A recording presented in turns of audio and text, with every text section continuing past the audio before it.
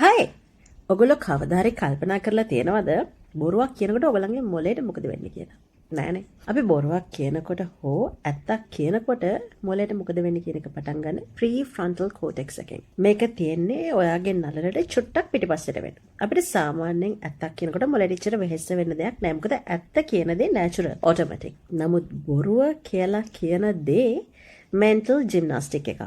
ඔයා බොරුවක් කියනකොට ඒ බොරුව නිර්මාණය කරන්න, ප්ලෑන් කරන්න, එඩිට් කරන්න, ඇත්ත නොපෙන්වා යට ගහන්න ලොකු මහන්සියක් එතනින් ගන්න. එතකොට ඒ හැරෙන්නේ නිකන් මියුසිකල් ෂෝ එකක් වගේ ලයිට් අප් වෙනවා. ඇත්ත කතාව બ્લોක් කරලා අලුත් එකක් හොයාගෙන ඒක විශ්වාස කළ හැකි පරිදි ඩීටේල්ස් ඇතුළත් කරලා කියන්න යනකොට වරදකාරී හැඟීමක් සහ තමන්ගේ බොරුව අහුවේ කියන බයෙන්වත් මොලේ පීඩාවට පත් වෙනවා. ඇමිග්ඩලා කියන මොලේ ඇතුලේ තියෙන තවත් කොටසක් මේ වරදකාරී හැඟීම බොරුවක් කියනකොට ඇතිවෙන ලැජ්ජාව දැනෙන හැම වතාවකම ඉමෝෂනල් එලාම් එකක් විතර වැඩ කරනවා. බොරුවක් කියන හැම වතාවකම ගිල්ට් එකක් දැනෙන හැම වතාවකම මේ එලාම් එක වදිනවා. නමුත් කාලයක් යද්දී බොරු කියන එක නිතර කරනකොට අර එලාම් එකේ බැටරි එක බහිනවා.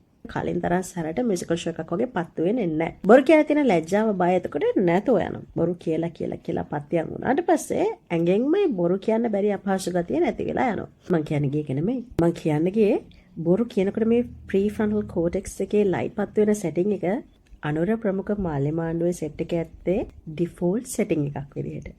ගෙන් එන්නම්.